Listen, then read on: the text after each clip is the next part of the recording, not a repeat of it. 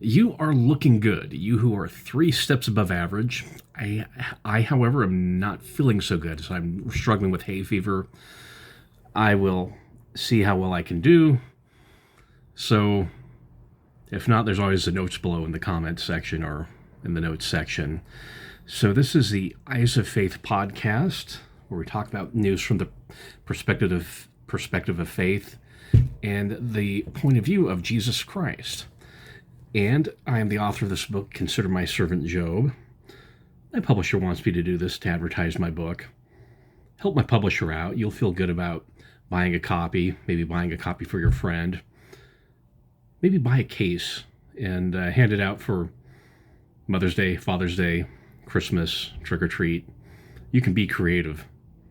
Help me out somehow. Thank you.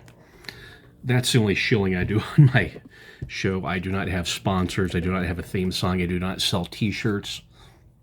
It's just you, me, and the truth. So I have a lead story about the Southern Poverty Law Center. There's the breaking news with the third assassination attempt on Donald Trump. So apparently it was done by an award-winning school teacher. I will... what's that? How did the Jews say? Shema. Obliterate his name from history. He apparently left a manifesto, a bit like the Unabomber manifesto. And you can find it on the news sources. New York Post has a copy of it. It's interesting. The manifesto reads, starts out with apologies, talks about the target list, choice of weapons he's using. It's interesting. He talks about how he's half black and half white, the racial issue. And we're going to talk about that a little bit later with the Southern Poverty Law Center. He makes a reference to what's called a Ma Deuce. That is a World War I machine gun. And so just in case you're confused with that reference. Now, the law of witnesses, the Old Testament has one witness shall not rise up against a man. At the mouth of 2 or at the mouth of 3 witnesses shall the matter be established. Then it says, in the mouth of 2 or 3 witnesses shall every truth be established. That's from 2 Corinthians. You may have recognized that. Book of Mormon. Inasmuch as you are not guilty of the first offense, neither the second, you shall not suffer yourselves to be slain by the hands of your enemies. And from the Doctrine and Covenants it says, but if he trespasseth against thee the 4th time, thou shalt not forgive him, but shalt bring these testimonies before the Lord, and they shall not be blotted out until he repent and reward thee fourfold in all things wherein he has trespassed against thee. This is the 3rd attempt. So we should trigger something in our minds about what's going on, what's happening. This 3rd attempt on Trump's life. The bolts are only flying from one direction, okay? So don't fall for the both sides are doing it hoax. Please vote in the primaries and general election.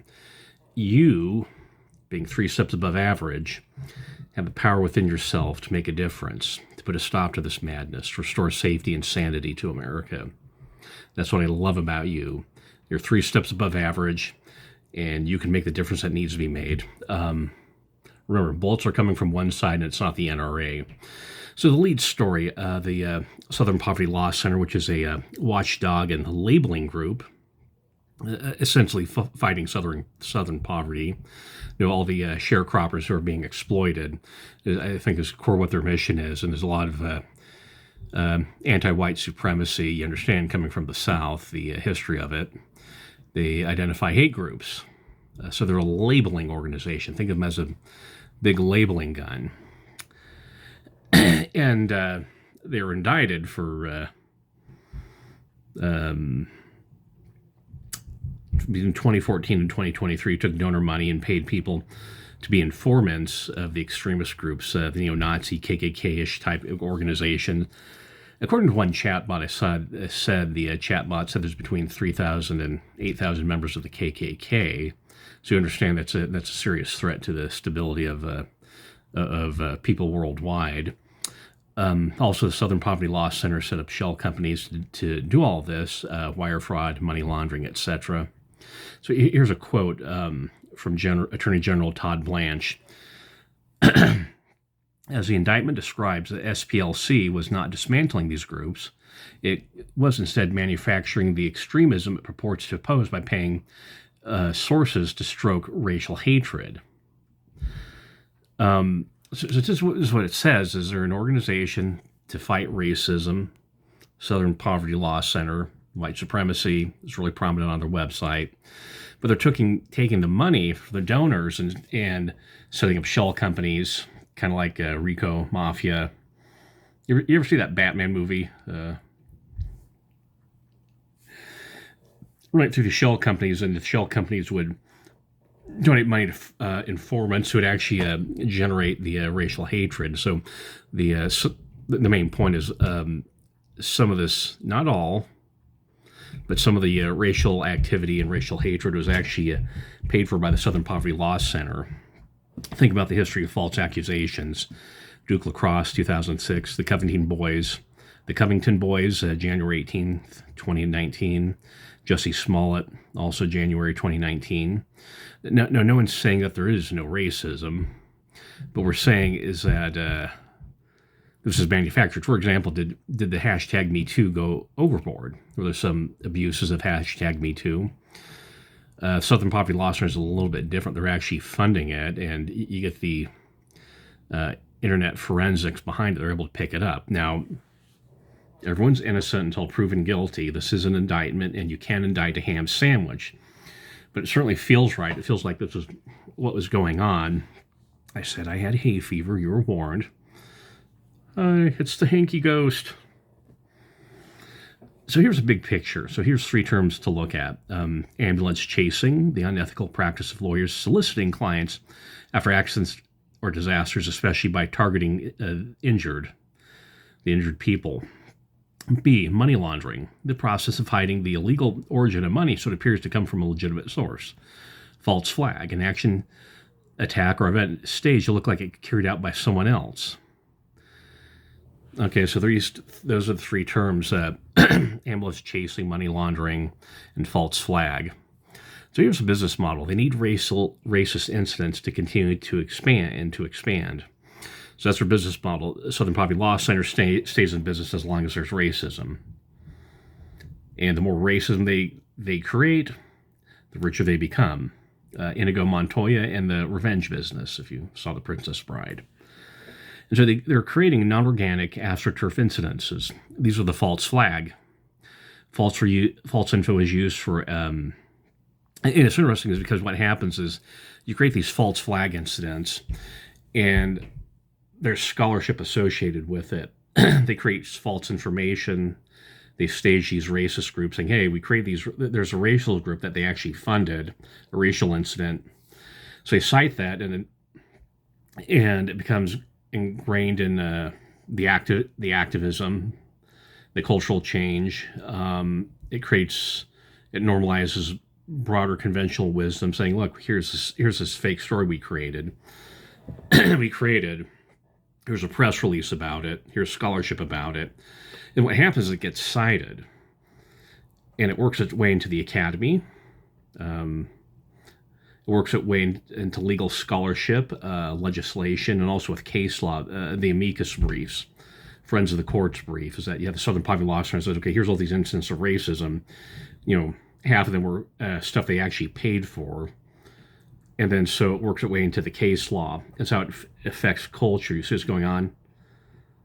So create fake stuff, and then they cite it's a circular proof, but the circularity affects government and cultural attitudes. It's exactly like what's called, Nancy Pelosi called the wrap-up smear. There's a fake news story, then it gets reported on, then the news report gets cited as evidence, even though it's fake. So it's an echo chamber. This is what she said. It's a self-fulfilling problem. You demonize, and then we call it the wrap-up smear. If you want to talk politics, it's called the wrap-up smear. You smear somebody with falsehoods and all the rest, and then you merchandise it, and then you write it, and they'll say, see, it's reported in the press that this, and this. So have that validation that the press reported this smear. For example, these Southern Poverty Law Center pays for these racial incidences to happen. It gives it to the news, and you start citing this news story, but it's actually it's AstroTurf. It's a false flag. So they have this validation that the press reported the smear. Then it's called the wrap-up smear. Now I'm going to merchandise the press's report on the smear that we made. It's a tactic, and it's self-evident. Now she's accusing the Republicans of doing that. Well, that's exactly what the Southern Poverty Law Center was doing. That same type of wrap-up smear. Fake story. It goes into the news, and you use the fake news, reporting the fake story, to justify certain things. It works its way into scholarship, into the academy, into the broader culture, but also when it's legal research and amicus briefs for the Supreme Court. Well, someone owes someone an apology. So the big sum up is ginned up racism in the country.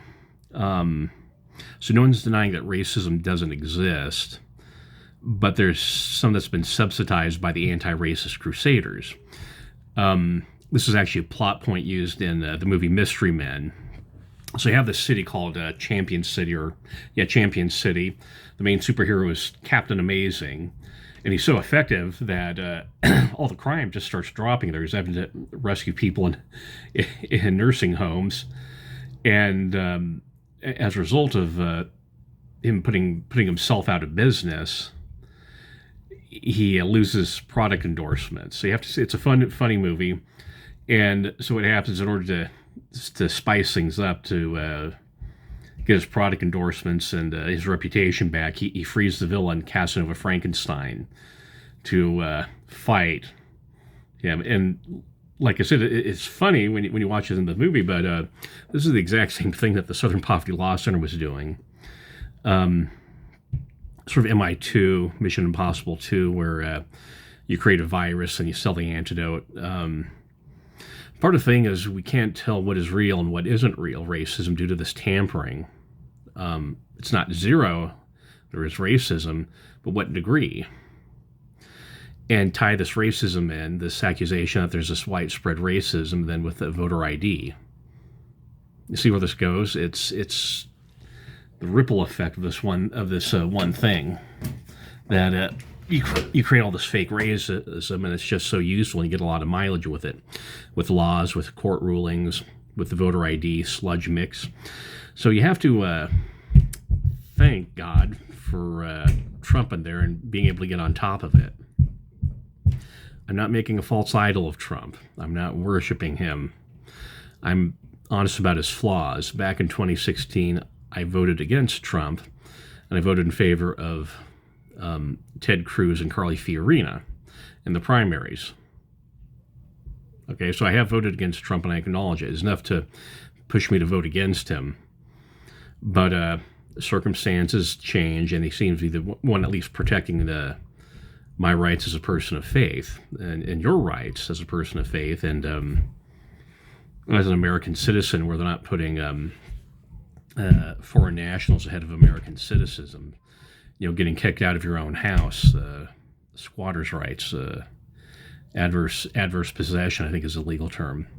Think of the 10 Commandments: bearing false witness, stealing, money laundering, and thou shalt not kill. With the assassination attempt, remember in the manifesto, Mr. X, the assassin, mentions his race being half black and half white.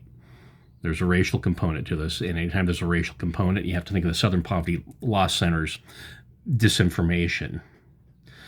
I think I'm doing a little bit good, so let me proceed. News blips. I'll only do one due to my voice condition. Alan Dershowitz is Lisa. I didn't serve my mission in that country. We love Alan. He leads the Democratic Party. Alan Dershowitz left the Democrat Party due to anti-Semitism. So he's becoming a Republican. He was a Hillary supporter. Quote, Alan, Mr. D, because you're no longer a D. How's that for a pun? There's no denying that the hard left, anti-Israel wing of the Democratic Party has moved from the fringe to the mainstream. Dershowitz wrote, adding that Republicans have their own anti-Semitic fringe, Nick Fuentes, but from now it remains a fringe. Was Southern Poverty Law Center part of that radicalization of the Democratic Party? Now, you really think about that is, this, like I said, it doesn't just have an effect in cultural consensus and the academy and with law and in statutory law, congressional law, but also case law, but radicalization of the Democratic Party. Hey, there's all this racism in the Republicans. Well, no, it was bought and paid for by the Southern Poverty Law Centers. Here we're at America 250. What are we doing to celebrate America 250? Looking at the assassination attempt and the Southern Poverty Law Center fraud machine, Smalley fraud machine. This is what the Founding Fathers wanted. Of course, they were incoherent and had some weird mental block about slavery. You read George Washington's letters. They'll have one letter where he says, okay, I'm selling this runaway slave, here, a bunch of molasses and a bunch of tobacco.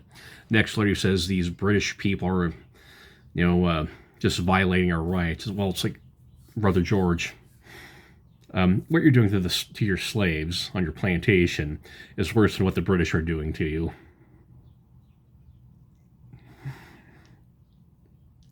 I forgive them. In fact, you remember that's actually part of the manifesto. Mr. X, the attempted assassin, actually talks about Christians' duty to forgive and turn the other cheek. It's an interesting read. People try to weasel out of that. How would the founders respond to these perplexities? Well, get a copy of the writings. Most of them really weren't theoretical writers. They're more epistolary, if I'm pronouncing that word right. You read their letters where you get a sense of their understanding. Thomas Jefferson, George Washington, Ben Franklin, read his autobiography. And I promise I'll learn how to pronounce that word correctly with my next podcast. But you have to abstract it, so it wasn't systematic. It was more pastoral and epistolary. Someone's going crazy, kind of mispronouncing the word. I may actually be pronouncing it right. Culture comment. After you've purchased a copy of my book, I recommend getting a copy of this other book called The Vision of the Anointed by Thomas Sowell. He's the economist from the Harvard Institution. This was published in 1995. I picked up a copy in 1996, paperback. It rewrote my brain. This book rewrote my brain. Whether you like that or not, that's a separate matter.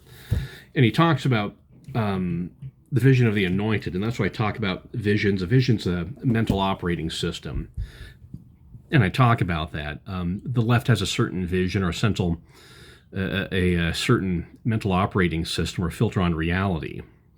What happened is that the left and people on the right, they take their model of reality, their vision, this operating system, and it becomes more important than actually reality itself. And the problem has to do with the feedback loop. Do you change things when reality just slams or launches a fusillade against your operating system?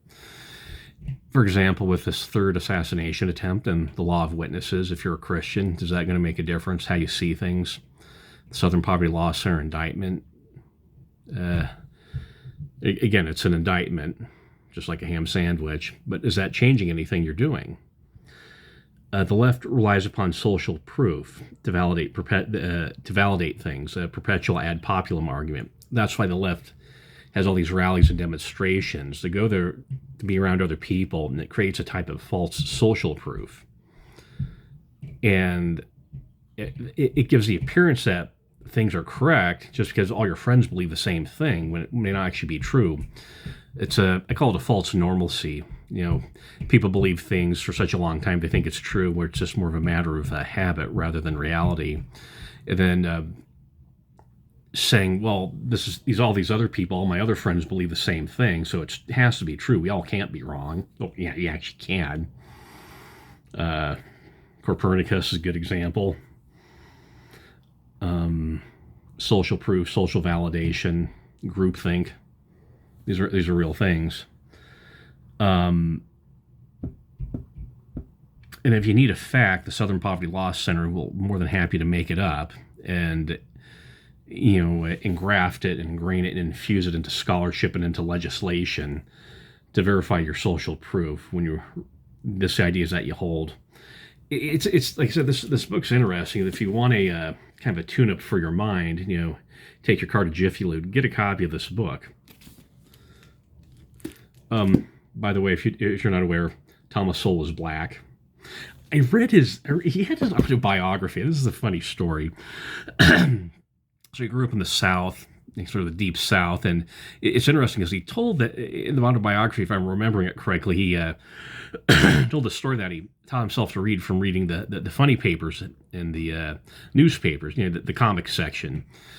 But he made this one thing is that something that he saw in the comics just always confused him. And what it was is, in the comics, you'd see white people with yellow hair. And he just thought that was the funniest thing. Like, why does this person have yellow hair? Well, I was blonde when I was a kid. I always put it on brown on my driver's license, but I was really blonde when I was a kid. I mean, it's a good read. Read Obama's biography. I think you have an obligation to read it. Kamala Harris's. I'm going to read her, what's that, 100 Days book or whatever it's called, about her campaign. Some point I will commit to reading that. But, yeah, it's good. So Thomas Sowell is your friend. Walter Williams was a better communicator, but he's passed on. Thomas Sowell, he's a thinker, not a talker, but Walter Williams, you remember, those of us who are older, remember he had a guest host Rush Limbaugh's show, Walter E. Williams. We're out around 22 minutes. My voice is doing good, but let's just wind down. Life, some pointers. Says the Doctrine and Covenants, which I hold to be scripture, and it shall come to pass among the wicked that every man that will not take his sword against his neighbors must needs flee unto Zion for safety. It shall come to pass among the wicked that every man that will not take his sword against his neighbor must needs flee unto Zion for safety. Section 45, verse 68. Now, we're already seeing this among the left, normalizing violence. Third attempt. Yesterday I was in Orem at Utah Valley University for the state convention for the political party I belong to, UVU, Utah Valley University, the place where Charlie Kirk died. And, of course, he's always close to our thoughts there as I walked past the Hall of Flags. Where Charlie Kirk was sitting, it was sort of a set-down area, and there's a thing across, so that bridge is called the Hall of Flags. They have a bunch of sort of United Nations, all the flags from representing all the students there at UVU. And as I was crossing through there, of course, my thoughts were with Charlie Kirk. But the normalizing violence. So that's actually a prophecy in the Doctrine and Covenants revealed through Joseph Smith. And this is my invitation. What are some common sense things you can do? And remember, I said common sense things you can do as this condition of violence arises. It's prophecy. You're already seeing it, the fringes of it beginning to happen, expanding. This attitude that, violence is a way to solve problems, a way to get rid of fascists and get rid of kings. So what are the common sense things you can do to prepare for this? Common sense. E-devotional. Well, that was the Doctrine and Covenants. Let's quote from the Book of Mormon. The Book of Mormon has this prophecy, and it's an interesting one. Neil A. Maxwell talked about it, but really, I don't think there's been another general authority to mention this, but I think it's interesting. The Book of Mormon.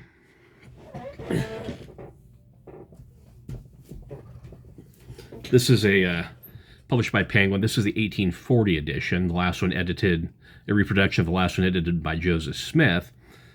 Get a copy. Any copy will do. We give it out for free. There's an app for the Book of Mormon.